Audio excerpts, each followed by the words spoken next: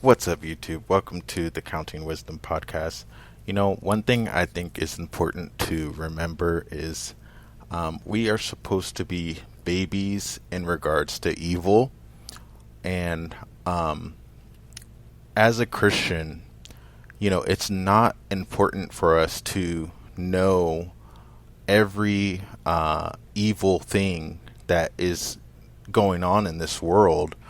Um, and it's not important to associate yourself with different evils that are happening. And I think sometimes, even in regards to some of the October 7th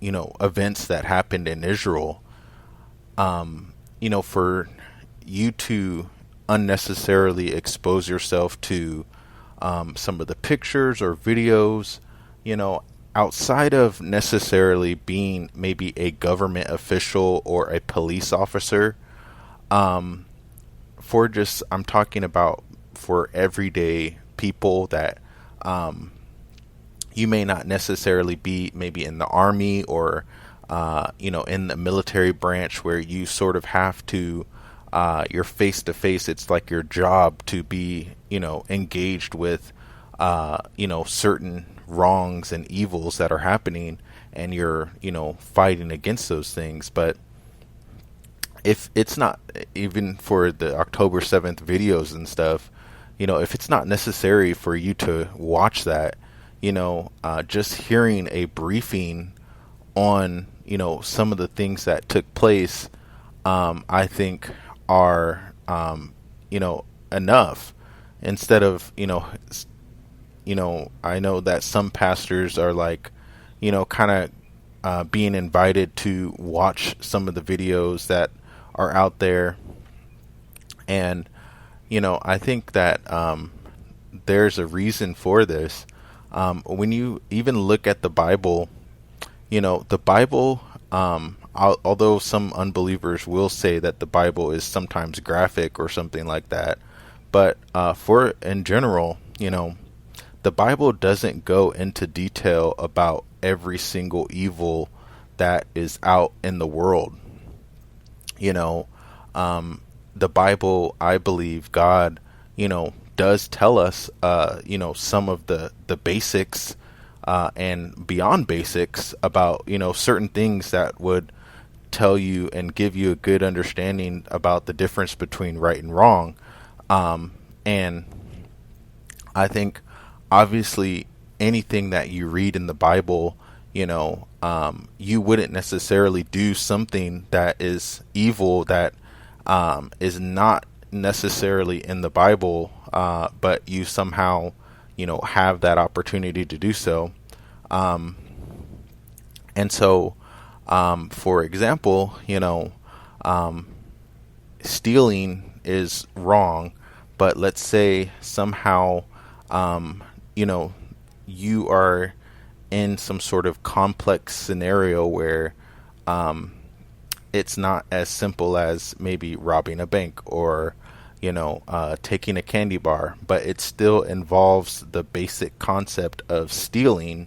Then I believe God tells us basically hey, you shouldn't steal, and you can kind of understand the concept of taking something that is not yours or something that you did not earn, or God builds a context around it. So just in case you do encounter something that is maybe has some complexity to it, you would understand the basics of the concept and the command and what God reveals about good and evil.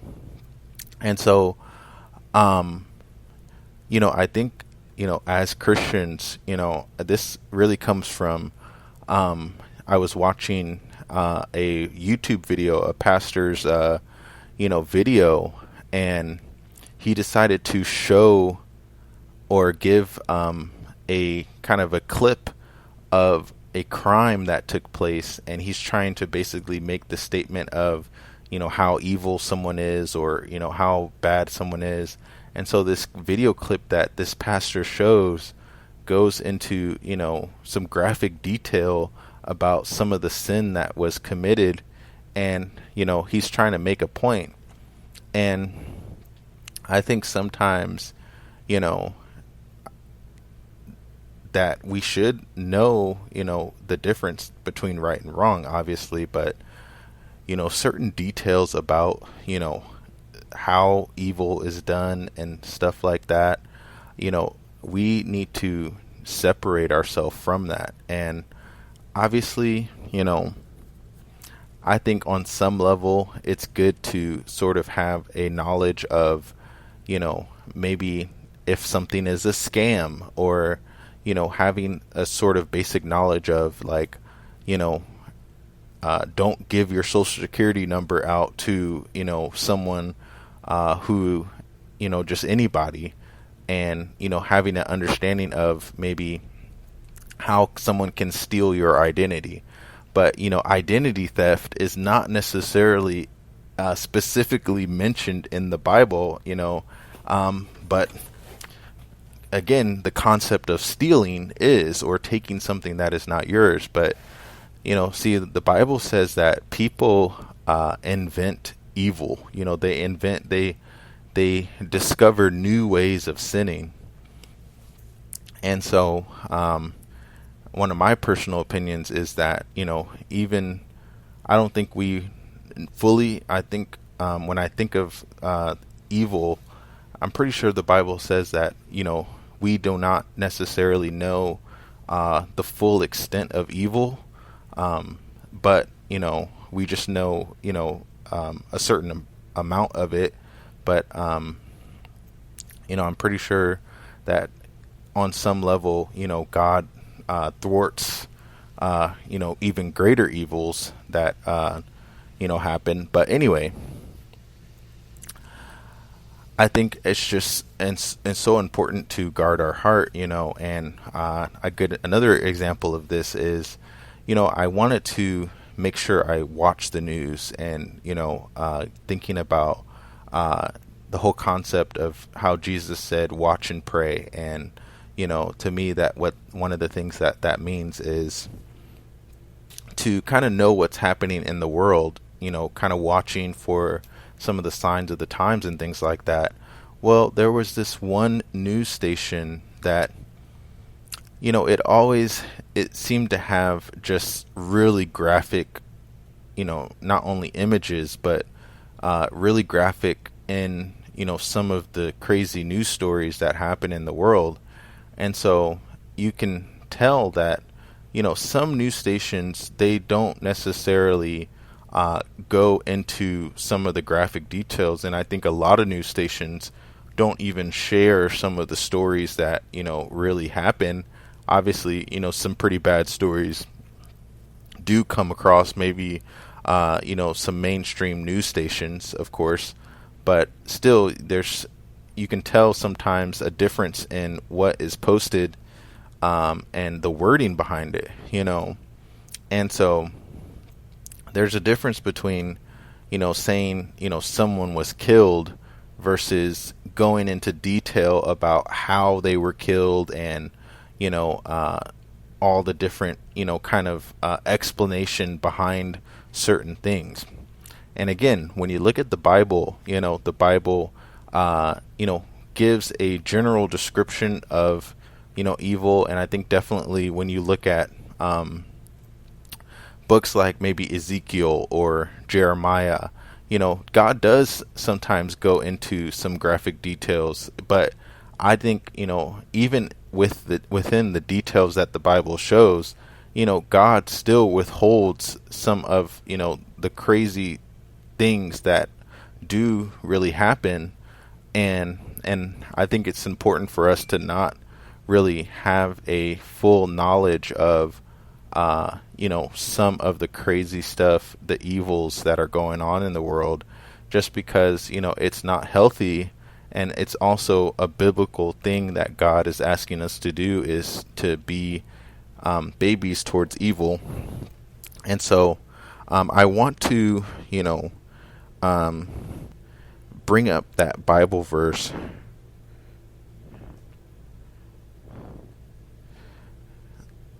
and I think it will be helpful to kind of go over that. And it's First Corinthians chapter 14 verse 20. It says, "Brothers and sisters, stop thinking like children.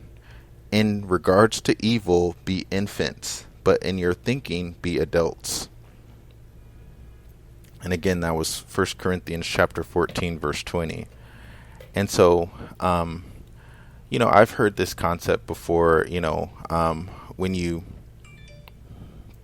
I heard my pastor, she was talking about how, and this is a co-pastor, but anyway, I heard one of the pastor's wife, so I should really say, my pastor's wife was talking about how, she was, I think, scammed or something, because when she was younger, she didn't really have a knowledge of, all the different ways that maybe people sort of take advantage of you, or, kind of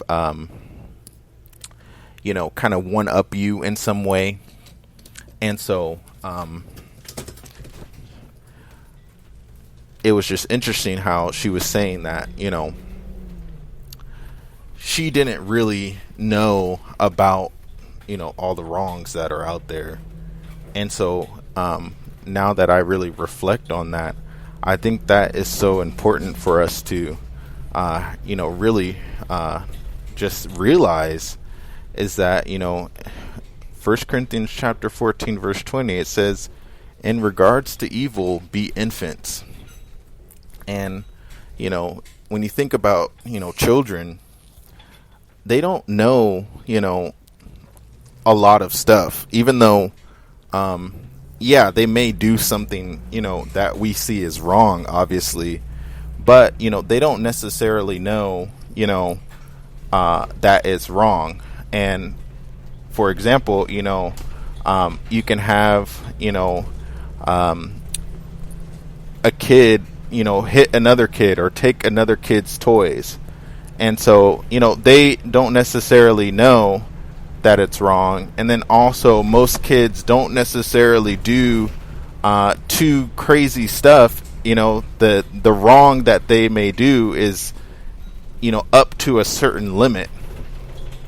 And so I bring that up because I think that is, how we are to be, amongst many of the other references of how to be, childlike and have childlike faith and different things like that.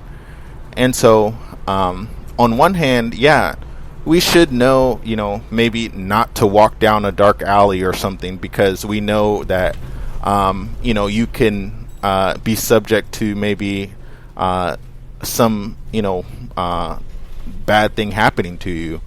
Or, in general, you should teach your kids, like, if they're teenagers, to cover their drinks, because they can, get drugged from, their drink or something like that. And so, those are some kind of basic level knowledge that we should have. But, when I talk about, the October 7th, events that happen in Israel, we hear that it's bad. We don't necessarily need to know every single detail to understand, especially when you have someone who is, at least trustworthy as far as maybe their reputation for, understanding news stories, and they are conveying to you, the seriousness of the crimes and, what happened. Then that is, enough to at least take their word on it. When you think about maybe even a story like Noah's Ark and the story of Noah, God in general just gives us a sort of a brief description about the time of Noah. But when you actually look at maybe what specifically happened during the time of Noah, you can't actually really know unless, obviously we can get some idea of it, but we don't necessarily know the extent of the evil other than having a knowledge of it was so bad that, God destroyed the whole world because of it. And, there's some things that we know that, every thought and intent of man's heart was evil continually. And then the other thing we know is that the world was filled with violence. But still, there's a lot of detail that is left out. With the story of Lot and Sodom and Gomorrah, we do have God does go into some detail as far as the extent of their sin. It was, sexual abuse and, homosexuality. But yet, there are still details that I believe, God doesn't necessarily go into, that I think sometimes as Christians, we can know too much, and I think knowing too much about a certain topic, in regards to, at least for this episode, we're talking about knowing too much in regards to evil. I think that can really affect you negatively, and really can affect your faith. I've heard of a few different people of losing their faith because of just the knowledge of evil that they had, and especially in a particular situation. And there are many people who choose to hate God because of, sometimes they choose to blame God for the different evils that are in the world. And another thing that I want to note as I end this podcast is that how society is set up, how God sets up society, I think is something to note, in that, in general, most of the evil is in some sort of private, secret place. Now, obviously, you can come across certain people that may, have a vulgar tongue. They may talk, in an inappropriate way or something, and that is evil for sure. Not to diminish that, but yet, and still, in general, society is mostly set up in a way where, you don't necessarily come face to face with evil, unless you are in some sort of private setting, and it could be private, not necessarily just you by yourself, but it could be private amongst maybe a group of people that share the same ideology or same type of thing. And so I think just keeping with kind of the natural way of society, clearly there are some things that God has in place. And obviously, I think the Bible talks about a restrainer in the world that is restraining evils in the world. And you have people die all the time from different things, and I think God is, I will say that I feel like it's so true that God is actively working constantly to control evil and restrain evil. But at the same time, in some cases, it seems like you do have to actually, go out of your normal way sometimes to really be exposed to certain evils. For example, in general, you don't necessarily see a sign saying, fentanyl drugs sold here. You don't necessarily see someone, offering that to you when you go into a store or a grocery store. You usually have to go outside of your way and have some sort of connection to that drug, in order to be exposed to that. And obviously, there are parts of society that is changing, and I think that, we have people, many of us do try to push back against that, and obviously God does too. There are certain cases where, you have maybe, one obvious thing that I can think of is like prostitution. In some areas, it's more hidden, and again, it's one of those concepts where you kind of have to go out of your way in order to be exposed to it, out of the maybe norm. But then there's other cities where you can obviously see it more exposed, but yet and still, I believe there's still even a restraining part to it as far as the privateness of it, because you don't necessarily see, go down the street and see people having sex right there on the street and no one intervening, obviously. And so that's just a small example of, kind of how evil is sort of restrained, because, we know that, hey, if you see someone just having sex out in the open, out in public, maybe under a tree somewhere or just right in the community and society, we think that's messed up. But obviously, that's just one example of how God is, restraining some of these evils. And, we have, definitely the police force and different things like that prevent, those things from getting out of hand, because, it's possible that, the society in Noah's time, it moved past the point of, kind of these things happening in private or in a room somewhere or behind closed doors. And, if you look in the Bible, that is a little bit about, what God was talking about when, he was saying that, people were worshiping idols under a tree. And he also talked about, sexual immorality that was happening out, under the trees and, exposed in, open areas. But then, there's the book of Ezekiel where God shows Ezekiel what was happening behind closed doors, and there was a whole bunch of idol worship, and things weren't exactly as they always appeared to be. And so, as Christians, I think it's so important to continue in not being exposed to these things. And especially, I like to talk about, because we're such a social digital age of, guarding what we watch on TV, guarding what movies we watch. Obviously, hey, I do like maybe an action movie sometimes.